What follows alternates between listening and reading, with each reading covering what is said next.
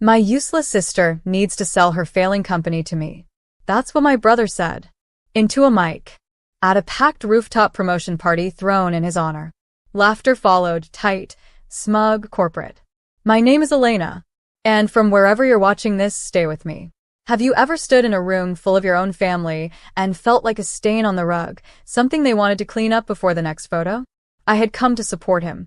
Genuinely. He'd just made junior partner at some Manhattan investment firm. Ivy League MBA. Polished speech.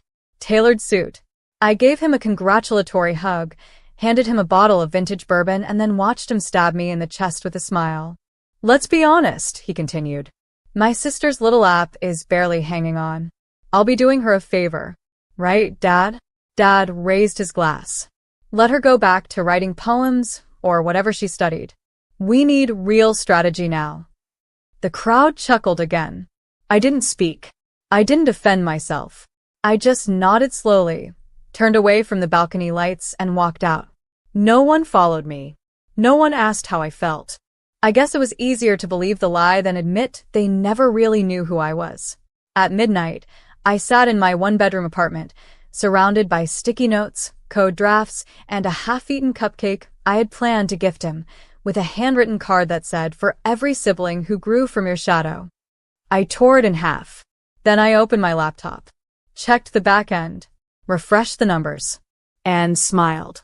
Because they didn't know. They didn't know I had just closed a licensing deal, one that would integrate my platform into a nationwide chain of health clinics.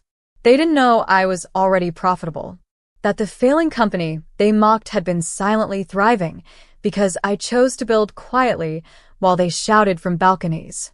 They thought I'd roll over, that I'd hand over the code, the patents, the purpose, like I owed them proof of worth. But the next morning, when they showed up at my office to take over, they didn't find desperation. They found locks changed, lawyers waiting, and a press release already live announcing something that turned their smug little smile into absolute silence. At exactly 9:02 a.m., they walked in like kings. My brother in his pressed navy suit, flanked by two interns who looked fresh out of a TED Talk, holding leather briefcases like they were about to buy history. Dad trailed behind, smug and casual, sipping his overpriced coffee, the same way he sipped away my self-worth growing up. I was sitting behind my desk, cool, quiet, controlled, wearing the same black turtleneck they once joked made me look like a barista with too many opinions. They didn't even greet me, just walked in, arms outstretched like it was already theirs. Let's make this quick, my brother said, dropping a printed one-page offer on my desk. We're prepared to absorb the company's debt and give you a small equity slice. You'll stay on for a transition period, 6 months max. Dad nodded approvingly. See, he's being generous. You're lucky, he's not just shutting it down. I glanced at the paper. One sentence. 0 valuation accuracy. No mention of IP. No clue what they were actually stepping into. Absorb the debt? I said slowly, pushing the paper back across the desk. You mean the non-existent debt? The company that's been cash flow positive for 11 months straight? My brother blinked. What? I opened my laptop and spun it toward them, a dashboard glowing with live analytics. Real-time user growth. Licensing revenue. 3 major health networks on board. And, most importantly, a headline from that morning's Tech Chronicle. Underdog app disrupts health tech sector. Founder Elena Rivera lands $4.2 million round from Vision Capital. The silence was glorious. Dad leaned forward, squinting at the screen like the truth would shrink if he glared hard enough. That's fake. You never told us. Exactly, I said. Because I knew if I did, you'd try to own it without understanding it. Like always. My brother's jaw tightened. You're bluffing. That's when I handed him the second folder. Legal documents. Trademark registrations. A cease and desist draft addressed to him, pre-written the night before, just in case. You made a public offer last night to purchase my company, I said calmly. It was unsolicited, unprofessional, and defamatory. If you make another public statement, I'll sue for attempted hostile acquisition and reputational damage. Dad stood there, speechless. You came to take over, I said, rising slowly. But what you actually did was walk into the headquarters of a company you have zero rights to and try to turn your failure to believe in me into leverage. I walked to the door and held it open. Now you can leave like businessmen, or security can escort you like liabilities. They walked, and this time, I didn't cry, because for the first time in my life, they weren't louder. I was louder with results. By noon, the news had already hit every inbox that mattered. Vision Capital backs Elena Rivera's health tech platform in $4.2 million deal. From dropout to disruptor.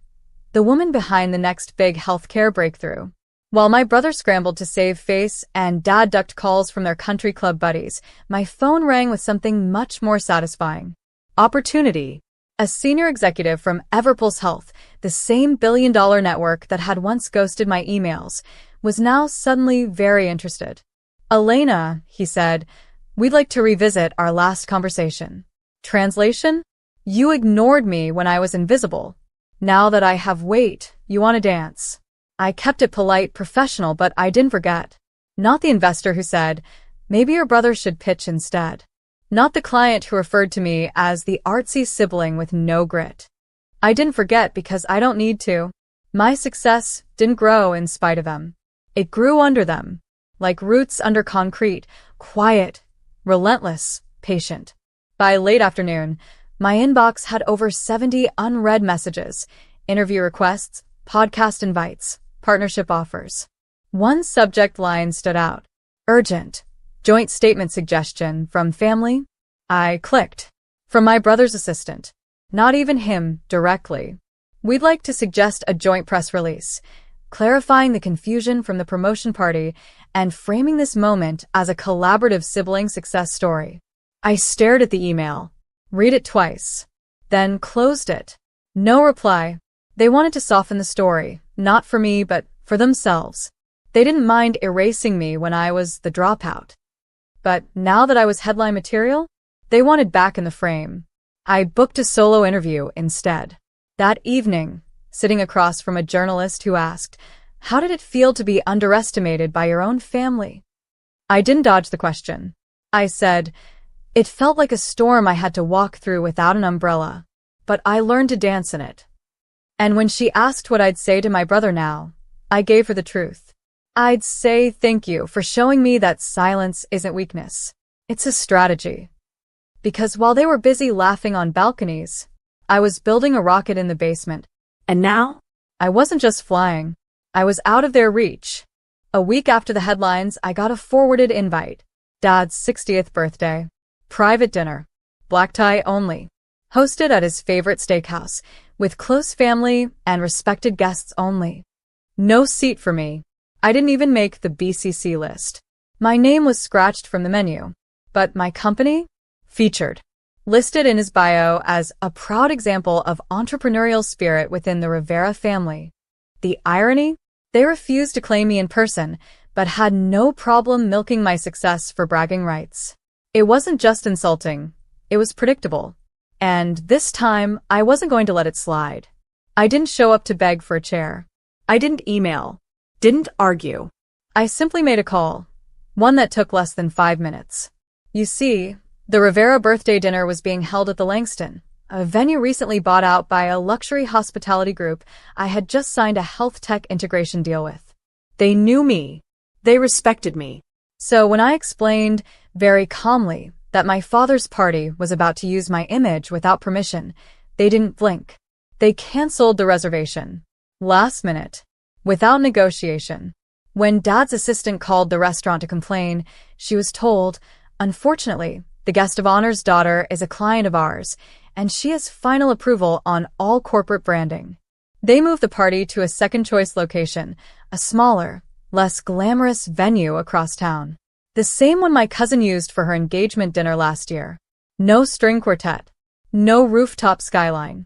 No brand-friendly aesthetics for the photos they'd planned to post online. And me? I booked a private dinner of my own. Not for revenge. For remembrance. I invited my lead engineer, my product manager, the UX intern who once cried when someone finally took her ideas seriously. We dined on our own terms, laughed from our bellies, shared a toast that meant something. To the misfits, I said, who were never invited to the party because we were too busy building the future. That night, I received a passive-aggressive text from Dad. "I heard what you did. You're making this personal." I didn't respond, because it was never personal. It was positional, and I finally chose to sit where I belonged. Not at their table. At one I built myself. 3 days after the ruined dinner, I got an email from a glossy business magazine. They were featuring a story on modern family enterprises, and apparently, my father had pitched himself as the patriarch of an entrepreneurial dynasty. The article draft was attached. There it was in print. With his son leading a major finance firm and his daughter's tech company booming, Mr. Rivera is the proud architect of a family legacy grounded in vision and leadership. Architect?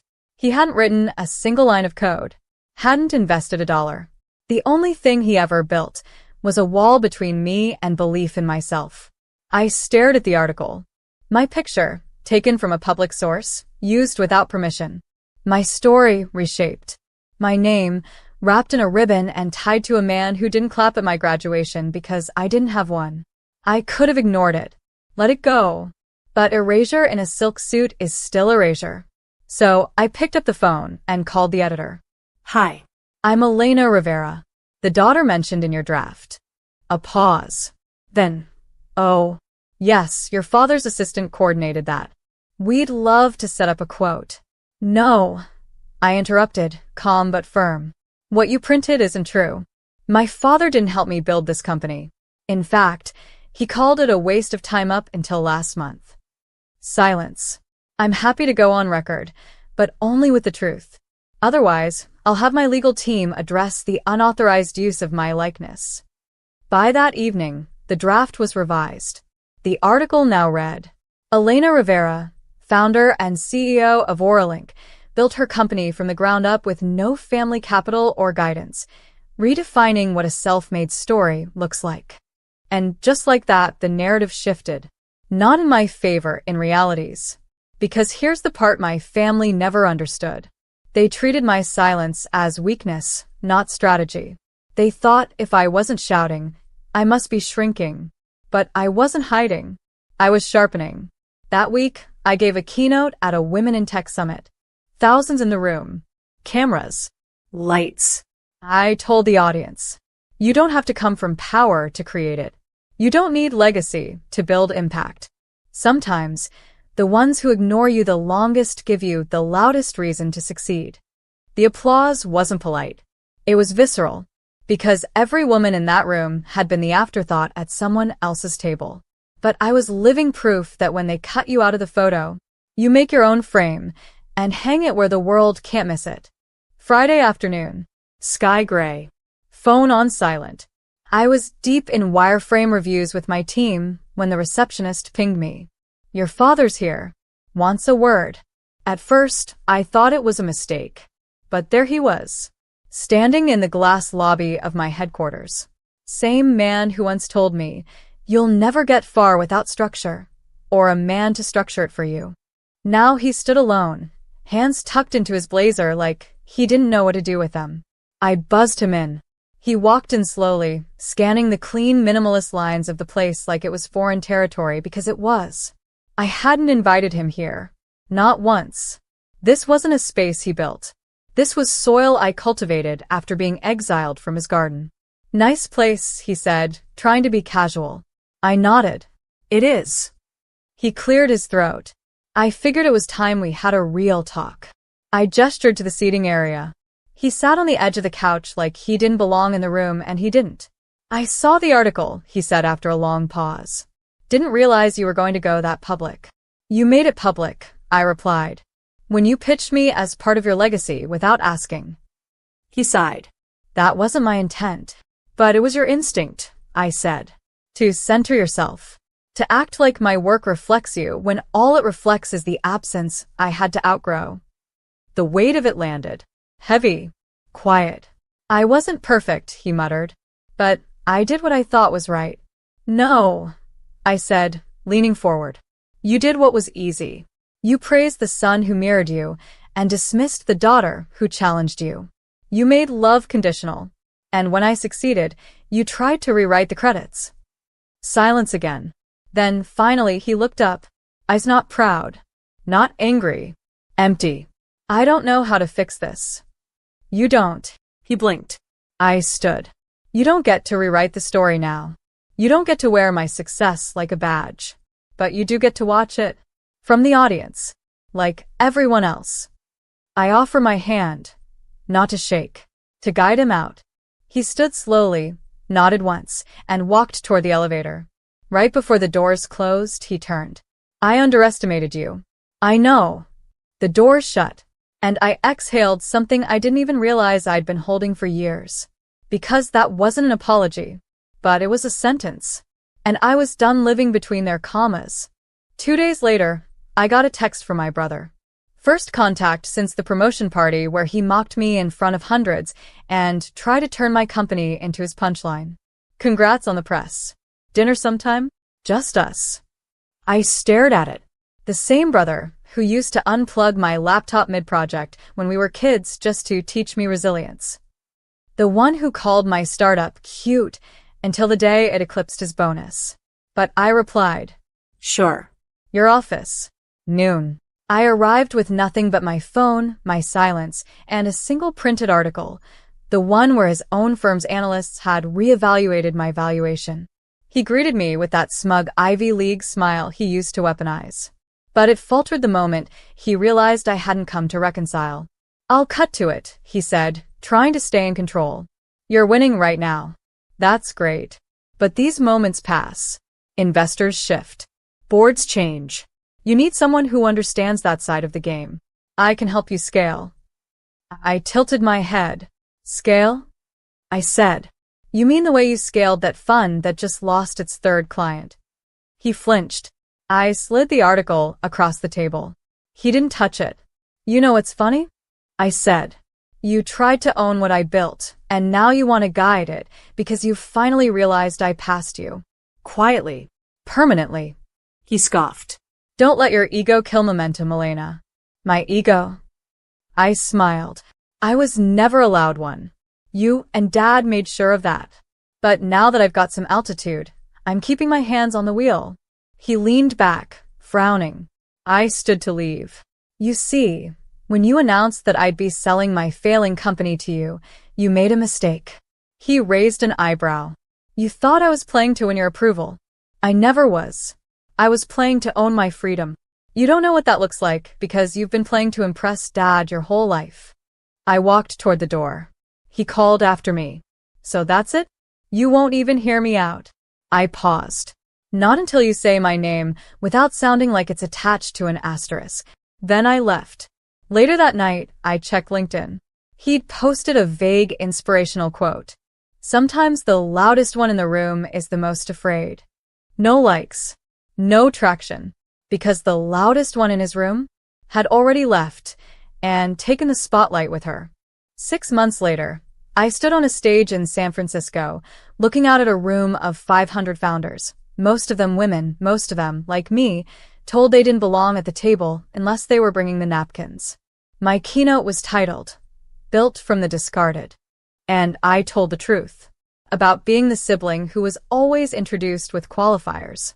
About the father who never asked what I did, just how it made him look. About the promotion party where I was publicly offered up like a pity asset, and the silence that followed when I turned out to be the real storm. The applause was long. Not polite. Not curated. Earned. That night, as I rode the elevator back up to my suite, my phone buzzed. A message from Mom. Saw the live stream. You were poised. Professional. Maybe a little harsh? But still. Congrats. I stared at the message for a moment, then locked my phone without responding. Because I didn't need their commentary. I had clarity. When I opened the door to my suite, a small group from my team was already waiting, champagne chilling, phones buzzing with partnership offers from 2 major health networks that had just watched my talk. Any regrets? My lead developer asked, handing me a glass. I shook my head. No, I said. I used to want their respect, but now I've got something better. What's that? Distance. And a view. We clinked glasses. That night, I walked out onto the balcony alone, the wind brushing past my face like a curtain lifting on the final act. I thought of the party where I was humiliated, of the office where I shut down their takeover, of the article, the uninvited dinner, the meetings they tried to twist back into control, and how none of it worked, because you can't inherit what you never built. You can't lead something you never carried. And you can't claim someone's story, not when they've already written the ending. That ending? It didn't include apologies. It included ownership, not just of a company, of my voice, of my value, of my name, without an asterisk. So, if you ever hear someone call me the dropout again, let them.